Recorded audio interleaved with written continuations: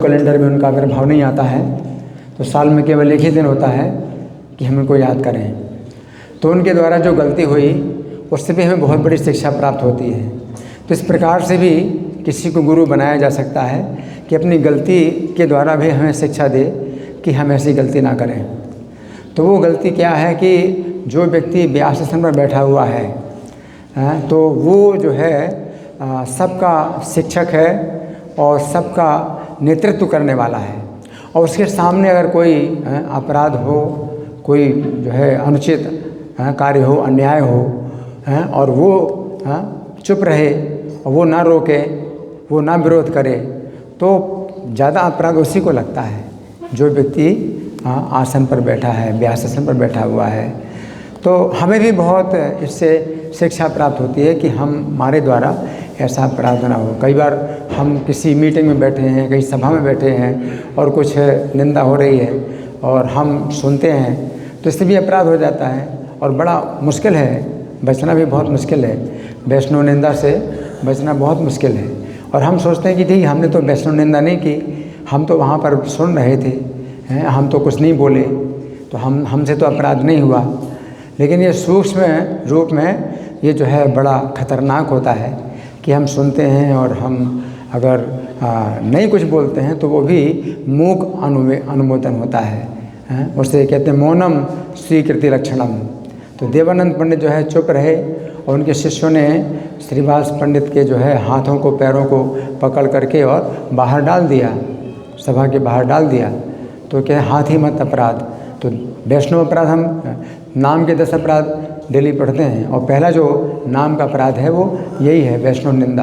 तो वैष्णव निंदा केवल ये नहीं है कि आप मुझसे नहीं करते निंदा तो वैष्णव निंदा नहीं होती है। कोई भी कार्य आप करते हैं जिससे कि किसी वैष्णव की निंदा हो और उसका सम्मान घटे तो वो सब जो है वैष्णव निंदा ही कहलाती है। कि आप मुँह से नहीं कर रहे हैं तो आप मन से कर रहे हैं। तो देवानंद पंडित का जो अपराध है वो मन से हो गया और इस प्रकार से उनकी जो है मतलब बहुत खतरनाक स्थिति में आ गए। तो वो तो रक्षा हो गई किसी प्रकार से, लेकिन ऐसा नहीं है कि हमारी भी रक्षा हो जाएगी।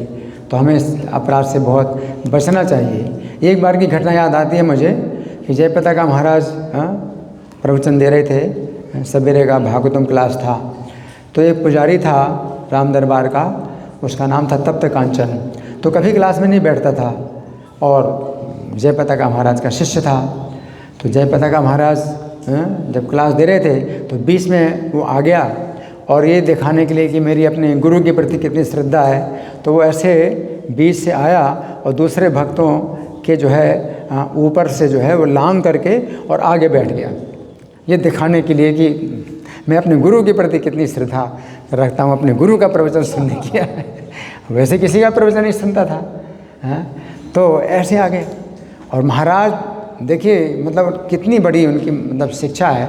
महाराज ने अपना प्रवचन बंद कर दिया और तुरंत उसको जो है टोका, बोले कि तुम जो है क्रॉस किए, तुम इस भक्त को तुमने क्रॉस किया, अभी वांछा कल्प तरु करो। जयप्रताप महाराज ने उसी समय अपने शिष्य को जो है वांछा कल्प तरु कराया कि तुम वांछा कल्प तरु करो अभी और ये कहा कि तुम मंदिर में रह करके भी जो है नरक का रास्ता बना रहे हो।